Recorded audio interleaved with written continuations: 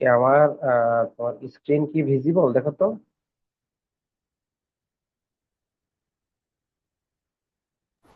জি sir.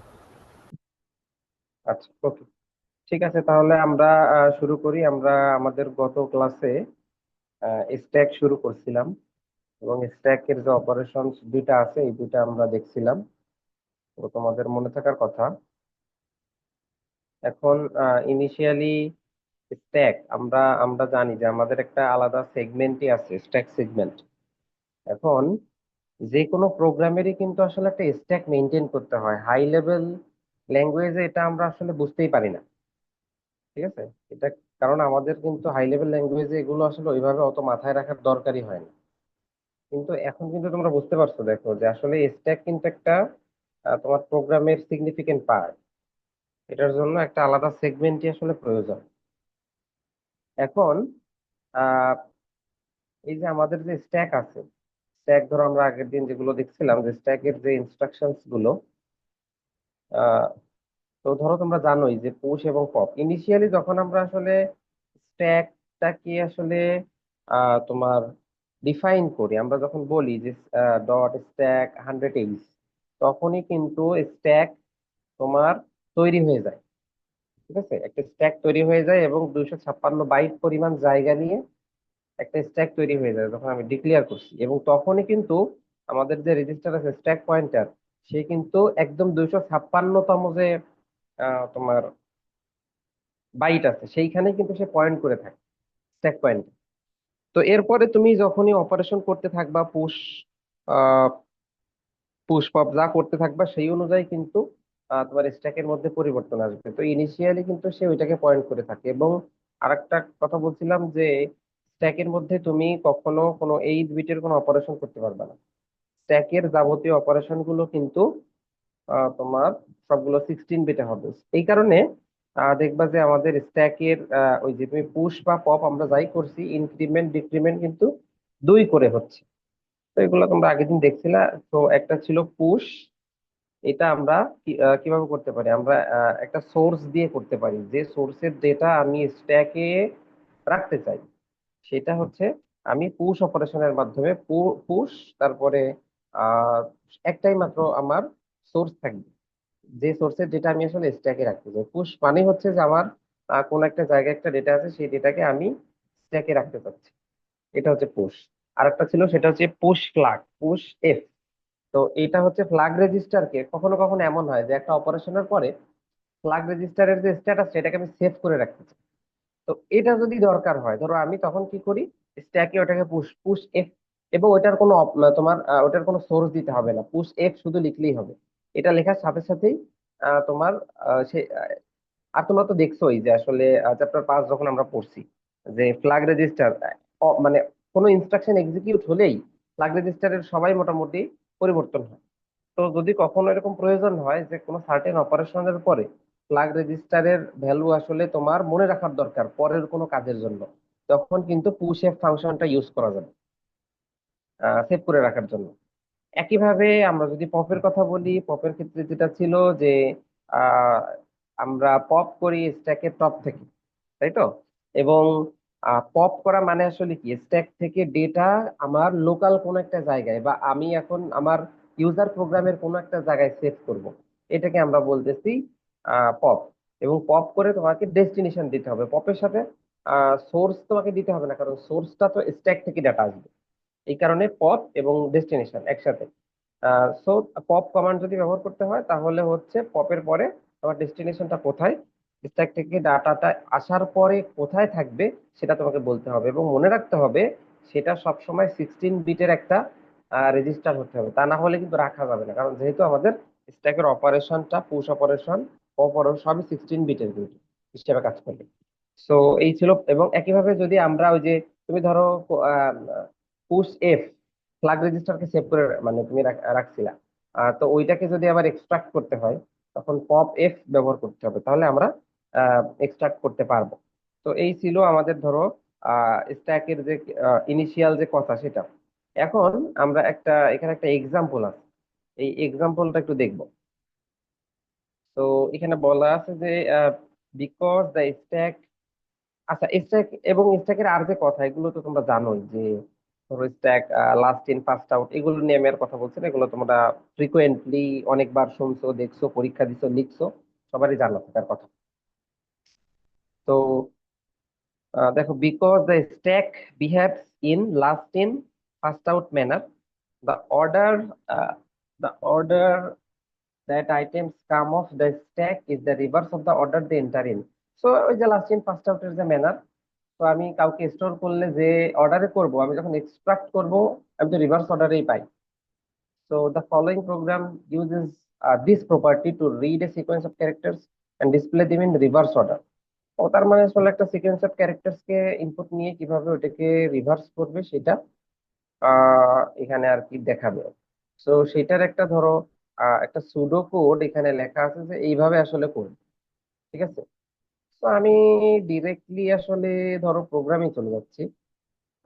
ASM মানে অ্যাসেম্বলির যে programme, ধরো আসলে, এবং আমরা কিন্তু এতদিন পর্যন্ত তোমাকে কখনোই বলিনি তুমি মাল্টিপল কোনো কিছু একসাথে ইনপুট নাও বা আউটপুট দেখাও। তো আজকে কিন্তু এই ফার্স্ট প্রোগ্রাম, যে প্রোগ্রামে বলছি যে একসাথে অনেকগুলো ক্যারেক্টার তুমি পড়ো, তারপরে সেটাকে রিভার্স করো। প্রিন্ট করতে বলা হচ্ছে না, শুধু রিভার্স করতে বলা হচ্ছে, কিন্তু অনেকগুলা ক্যারেক্টারকে পড়তে বলা হচ্ছে। সো কতক্ষণ পর্যন্ত পড়বো, তার মানে there should be an end point, যে আমি আসলে কোথায় শেষ করব। আমরা সি তে যখন ইনপুট নিতাম, চিন্তা করো কিবোর্ড থেকে আমরা ধরো ইনপুট নিচ্ছি নিচ্ছি, তারপরে শেষ হয়ে গেলে কিন্তু আমরা একটা কি প্রেস করতাম, ধরো আমরা এন্টার প্রেস করতাম। তো তোমাদের যদি মনে থাকে, তো এই জিনিসটা এখানেও তোমাকে মেনটেন করতে হবে যে তুমি ইনপুট নিচ্ছ নিচ্ছ নিচ্ছ, ইন্টারফেস করছো, শেষ। তার মানে ইনপুট নেওয়া কোথায় শেষ।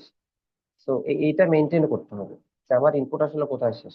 তো প্রোগ্রামটাকে ওইভাবে লিখতে হবে, এবং একটা লুপ ব্যবহার করতে হবে। লুপে এমন ভাবে ইনপুট নিতে হবে যেন আসলে আমি অনেকগুলো ক্যারেক্টার পড়তে পারি আনটিল আমি ইন্টারফেস করছি। তো এটা আমরা আজকে নতুন জিনিস। তার মানে এরপর থেকে আমরা কিবোর্ড থেকে অনেকগুলা অনেকগুলা ডিজিট বলো, নাম্বার বলো, ক্যারেক্টার বলো, একসাথে ইনপুট নেওয়ার যে বিষয়, সেটা হয়তো পারবো। তো তাহলে প্রোগ্রামটা একটু যদি খেয়াল করো, ইনিশিয়ালি এখানে যা লেখা আছে এগুলো তোমরা দেখলে সবাই এমনি বোঝার কথা, যে move H comma two DL এর মধ্যে কোশ্চেন মার্ক স্ট্রিং হিসাবে, এবং ইন্টারাপ্ট 21, তাহলে আসলে এইচ এর মধ্যে টু আছে, ইন্টারাপ্ট কল করা আছে, তার মানে আসলে এই যে কোশ্চেন মার্কটা প্রিন্ট হবে, স্ক্রিনে প্রথমে কোশ্চেন মার্ক আসবে। দ্যাট মিন্স মনে হয় যে তুমি কি ইনপুট দিতে চাচ্ছ, এটা মানে জাস্ট এখানে তুমি কোনো স্ট্রিংও লেখা প্রিন্ট দিতে পারো, সেটা কোনো বিষয় না। আচ্ছা, এরপরে এক্সঅর সিএক্স কমা সিএক্স, আমরা এই ধরো অপারেশনস গুলা কিন্তু দেখে আসছি, তাই না? লজিক অপারেশন গুলো, লজিক অপারেশন। তো এক্সঅর এর কথা তোমরা জানো যে আমরা এক্সঅর ব্যবহার করি বিভিন্ন কাজে, তবে এটা একটা ভালো ইউজ, যে এক্সঅর করলে যেটা হয় যে একই ভ্যালু থাকলে জিরো হয়ে যায়, ভিন্ন ভ্যালু থাকলে ওয়ান। তো এক্সঅর সিক্স কমা সিক্স করলে কি হবে, সিএক্স রেজিস্টারের ভ্যালু জিরো দিয়ে ইনিশিয়ালাইজ হয়ে যাবে। তো এটা পুরাতন কথা, এটা আমরা সবাই জানি। তো এরপরে কি, যে move H comma one interrupt 21 is, এটা লিখলে কি হয়, একটা ক্যারেক্টার ইউজারের থেকে কিবোর্ড থেকে ইনপুট নেওয়া যায়। তো একটা ক্যারেক্টার ইনপুট নিয়ে নিলাম, একটা ক্যারেক্টার আমি ইনপুট নেওয়ার পরে, এরপরে দেখো এখানে একটা হোয়াইল লুপের একটা লেভেল আছে এই পর্যন্ত। তো এই লেভেলটা একটু বুঝতে হবে যে এই লেভেলটাতে কি হচ্ছে। তো দেখো, অলরেডি আগে কিন্তু একটা ক্যারেক্টার ইনপুট নেওয়া হয়ে গেছে।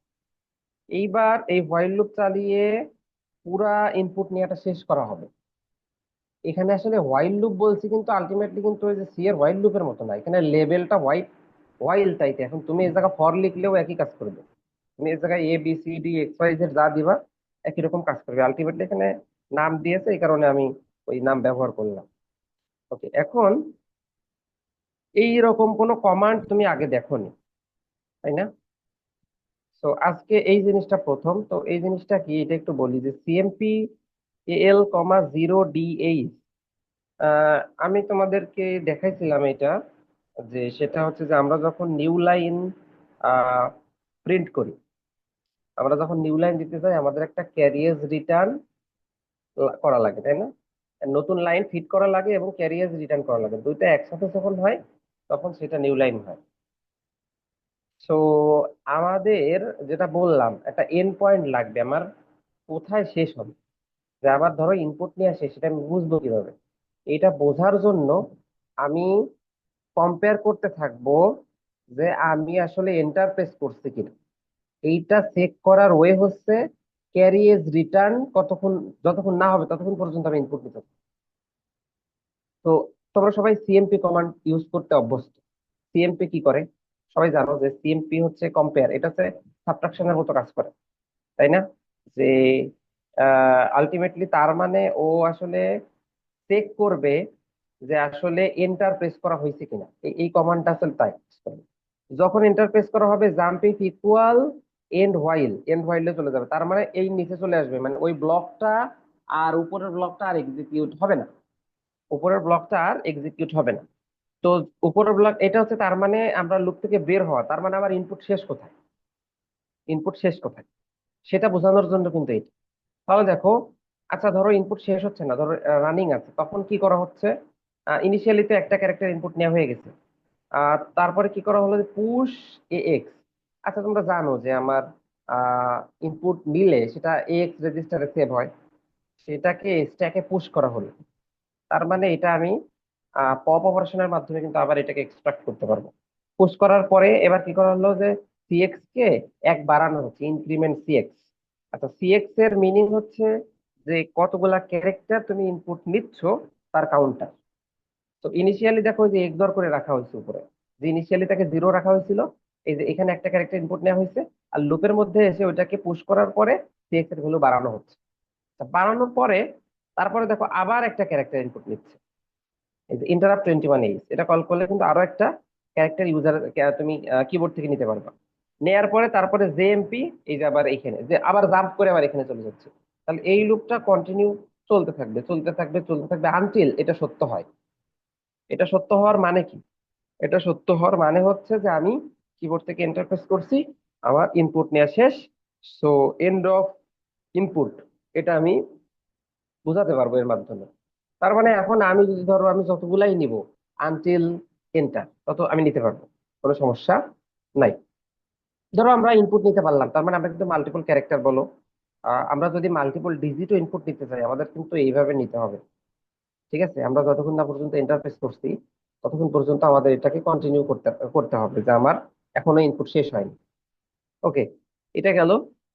এর পরবর্তীতে তোমরা দেখো এখানে একটা নিউ লাইন প্রিন্ট করা আছে, যে এই লাইনগুলো আমরা বারবার অনেকবার লিখছি, তাই না? যে এইচ কমা টু। আচ্ছা, এই এইচ এ টু দেওয়া হয় যে কোনো কিছু প্রিন্ট করার জন্য। সো নিউ লাইন প্রিন্ট করতে হবে স্ক্রিনে। সো অবশ্যই এইচ এর মধ্যে টুই দিতে হবে। তারপরে প্রথমে ক্যারিয়ার রিটার্ন করতে হবে, তারপরে লাইন ফিট করতে হবে, দুইটা জিনিস একসাথে করলে নিউ লাইন হয়। তো সেই জিনিসগুলো করা আছে এবং সাথে ইন্টারাপ্ট গুলোকে কল করা আছে। তো এটা, এবং এখানে এই কমান্ডও তোমরা জানো, jump if CX is equal to যদি জিরো হয় তাহলে এক্সিটে চলে যাবে। জিরো মানে কি? সিএক্স এর ভ্যালু যদি জিরো থাকে তার মানে কি? সিএক্স এর ভ্যালু জিরো। যদি এটা কখনো সত্য হয় তাহলে তো ইনপুট নেয় নাই, তাহলে শেষ, তাই তো? তার মানে এটা হচ্ছে তোমার একটা কি বলে, এক্সিট কন্ডিশন। তো সিএক্স এর মধ্যে যদি ভ্যালু জিরো না থাকে, নন জিরো থাকলে এটা আর এক্সিকিউট হবে না। ওকে, সো ধরো যে আমরা ইউজার থেকে ইনপুট নিয়ে নিলাম, একটা নিউ লাইন প্রিন্ট করে ফেললাম, কিছুই করিনি, মাল্টিপল ক্যারেক্টার ইনপুট নিলাম। এবং আরো বিষয়, আমরা কিন্তু স্ট্যাক করতেছিলাম, স্ট্যাকের অপারেশন দেখালাম যে আমরা প্রথমে একটা ক্যারেক্টার ইনপুট নিলাম, সেই ক্যারেক্টারকে স্ট্যাকে পুশ করলাম। তারপরে ধরো সেকেন্ড আর একটা ক্যারেক্টার ইনপুট নিলাম, সেটাকে স্ট্যাকে পুশ করলাম। ধরো তারপরে থার্ড আর একটা ক্যারেক্টার নিলাম, সেটাকে স্ট্যাকে পুশ করলাম। ধরো আমি তিনটা ক্যারেক্টার নিয়েছি, এ বি সি। এরপরে ধরো আমি এন্টার প্রেস করেছি। তাহলে কি, এর পরবর্তীতে আবার প্রোগ্রাম কি করছে, একটা নিউ লাইন প্রিন্ট করছে।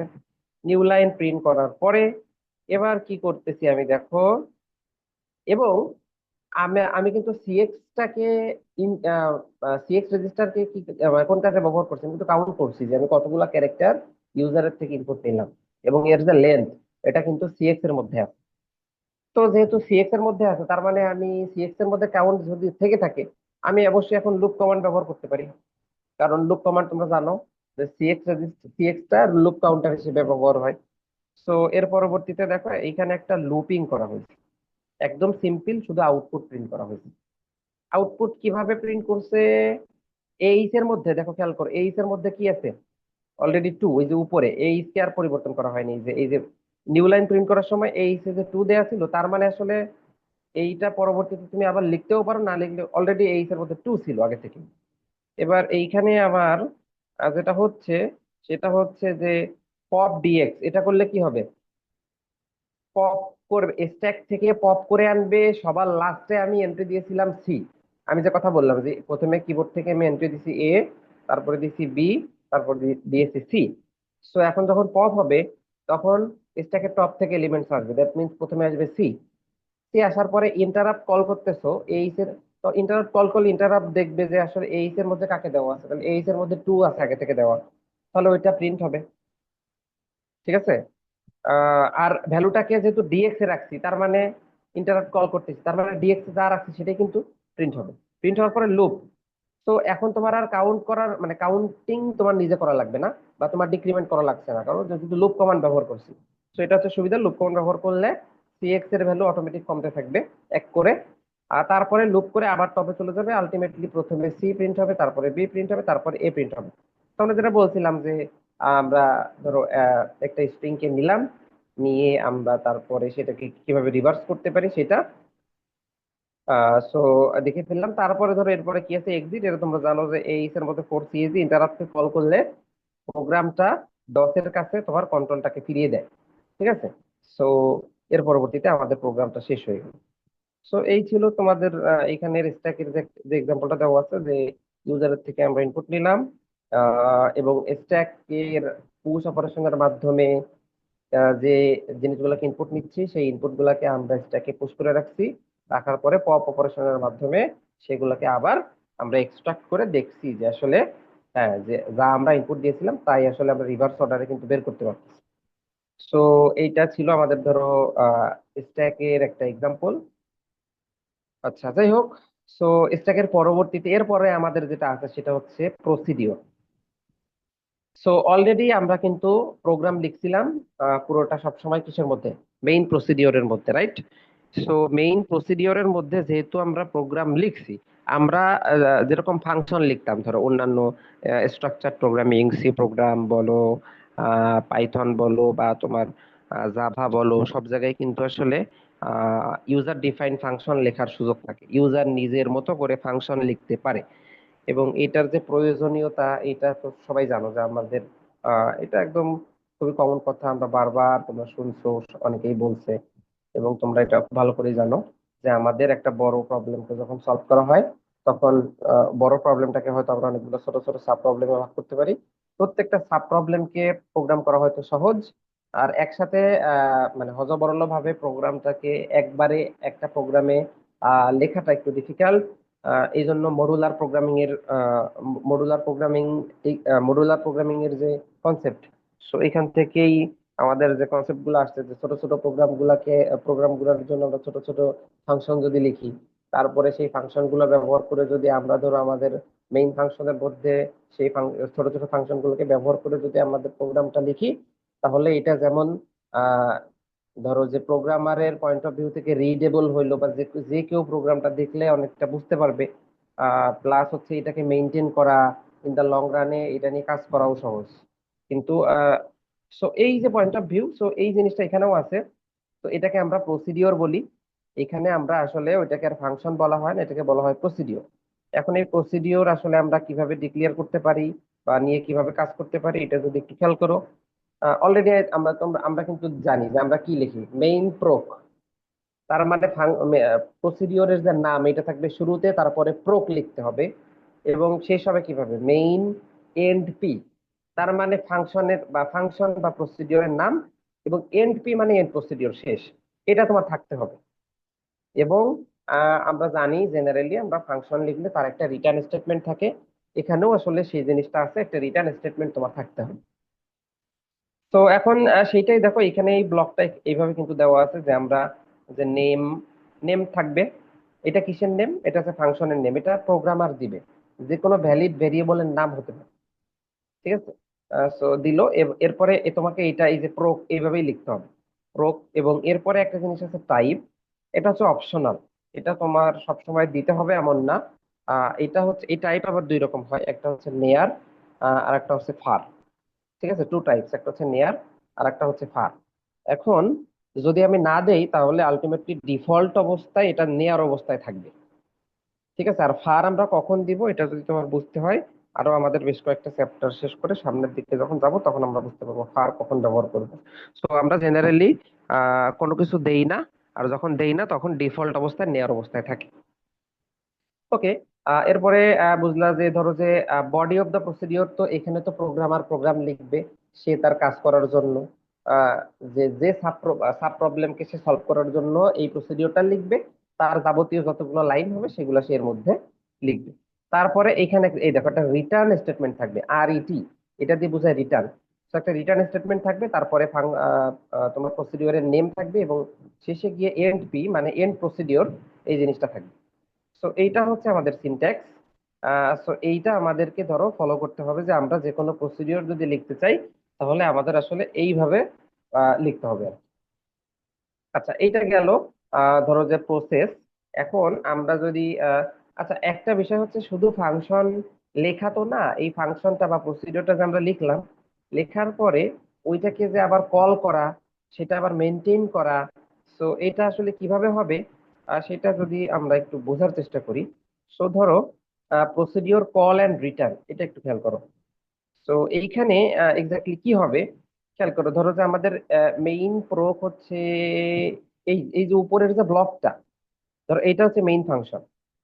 ঠিক আছে, উপরের এই যে ব্লকটা, এই নিচেরটুকু বাদ দিয়ে উপরের এই ব্লকটা হচ্ছে ধরো মেইন ফাংশন বা মেইন প্রসিডিওর, এবং নিচের এইটা ধরো আমি নতুন একটা ইউজার ডিফাইন প্রসিডিওর লিখছি, যার নাম দিলাম প্রসিডিওর 1 বা প্রোক 1।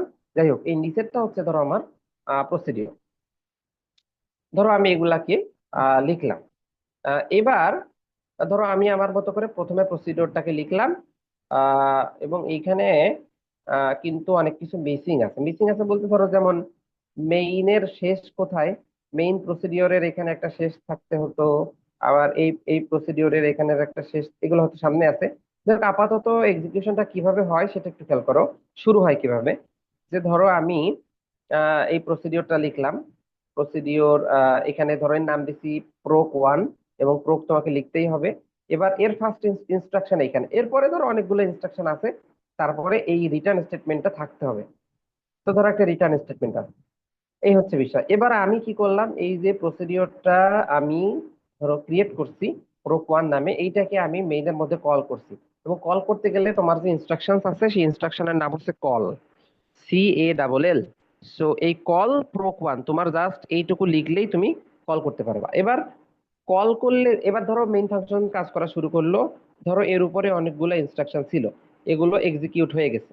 হওয়ার পরে যখন এইটা পেলো, এখানে মনে রাখার বিষয় হচ্ছে কন্ট্রোলটা আসলে, ইনস্ট্রাকশন পয়েন্টারটা কিভাবে পরিবর্তন হবে এটা একটু খেয়াল করো। IP মানে তোমরা জানো কিন্তু, যখন যে ইনস্ট্রাকশন এক্সিকিউট হয়, সো এইখানে কিন্তু একটা জাম্পিং এর বিষয় আছে, বা এখানে কিন্তু একটা ব্রাঞ্চিং বলতে পারি আমরা।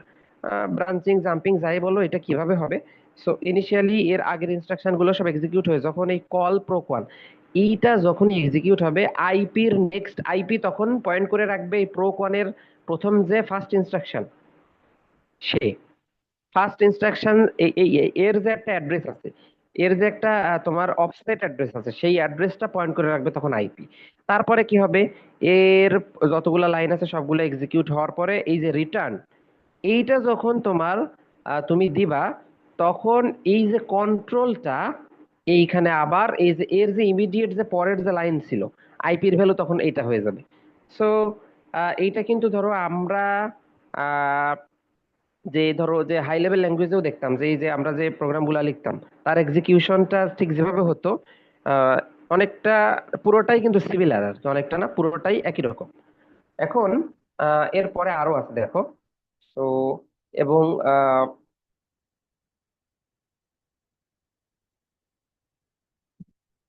আচ্ছা, এই যে রিটার্ন স্টেটমেন্ট, রিটার্ন স্টেটমেন্ট দিলে কি হবে বলতো। রিটার্ন স্টেটমেন্ট এটা দিলে যেটা হয় আমার, আমি আমি যে প্রসিডিওরটা আমি লিখছিলাম, সেই বা যে প্রসিডিওরটা আমি কল করছি, সেই প্রসিডিওরটা প্রথম ইনস্ট্রাকশন থেকে এক্সিকিউট হতে হতে হতে হতে একদম শেষে যখন চলে আসলো, তারপর রিটার্ন স্টেটমেন্টটা পেলো এবং সে কন্ট্রোলটা ফিরাই দিবে কার কাছে, আবার মেইন যে প্রসিডিওর ছিল তার ওই কল ফাংশনের ঠিক পরের যে লাইন আছে সেই লাইন থেকে আবার এক্সিকিউশন শুরু হবে। এবং আইপির ভ্যালু, ইনস্ট্রাকশন পয়েন্টারের ভ্যালুটা এক্স্যাক্টলি আইপি পয়েন্ট করে রাখবে অফসেট অ্যাড্রেসটা, ওই কল কল যে তোমার লাইনটা ছিল তার ঠিক পরের যে লাইনটা তোমার প্রোগ্রামে লেখা থাকবে তার যে অফসেট অ্যাড্রেস, সেটা তখন এই যে রিটার্নটা তোমার এক্সিকিউট হওয়ার সাথে সাথে আইপির ভ্যালু ওইভাবে পরিবর্তন হবে।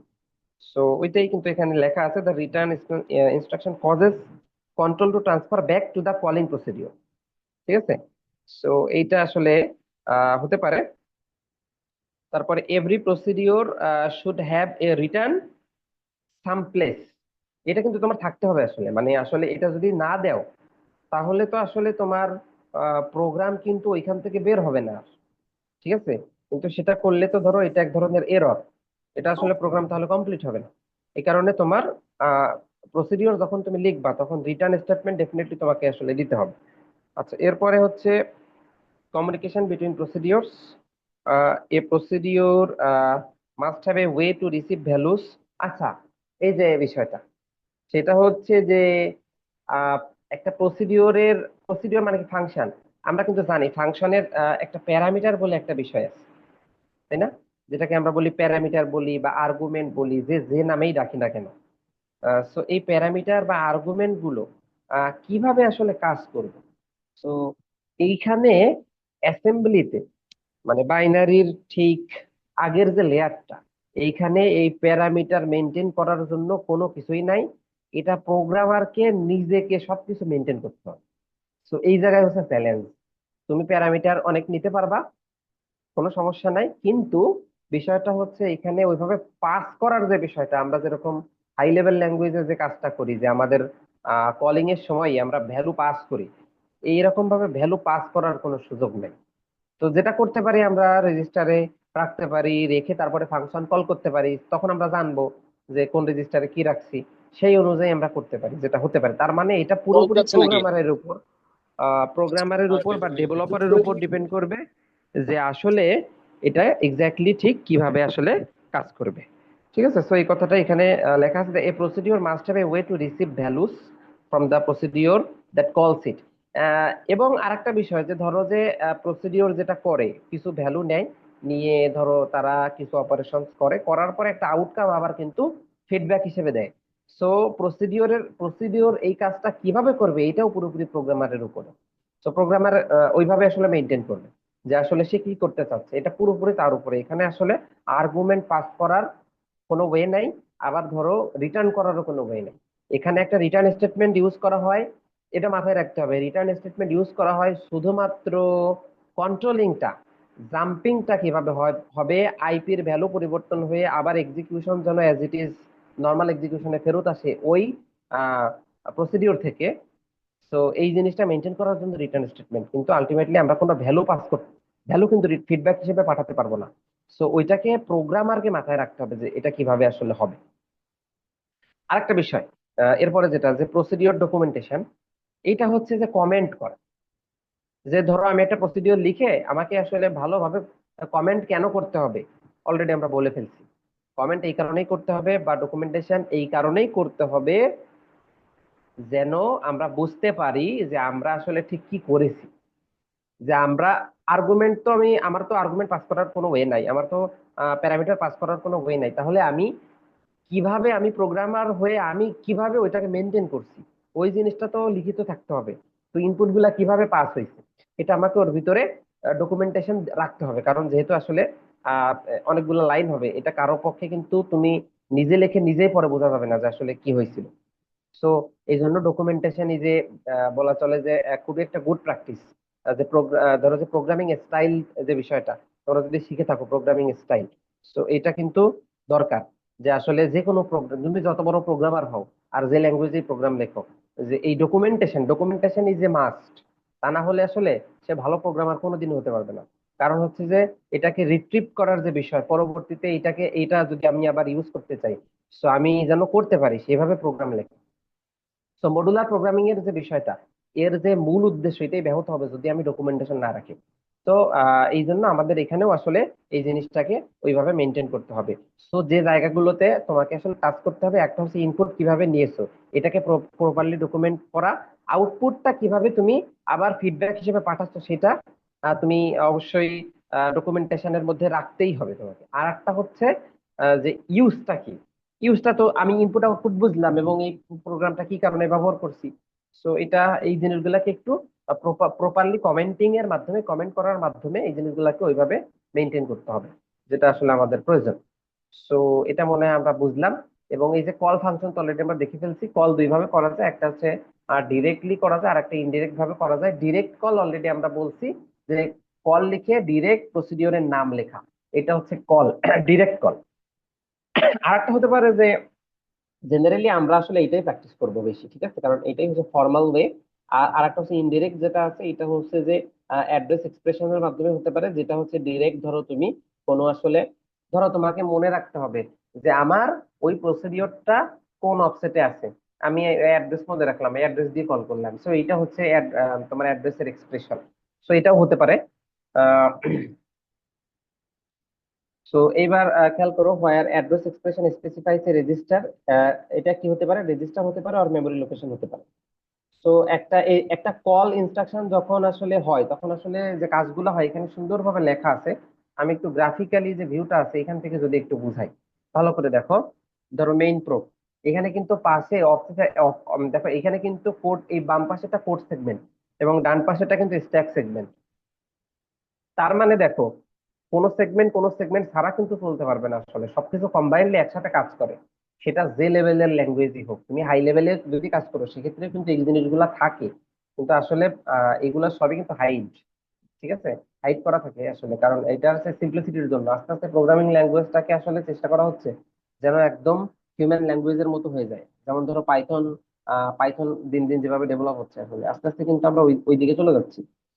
তো যাই হোক, এখন আমরা এইখানে যে কোড সেগমেন্ট এবং স্ট্যাক সেগমেন্ট, যে ধরো মেইন প্রসিডিওর আছে, ভালো কথা, ধরো আমার প্রসিডিওর অন কল করা হলো।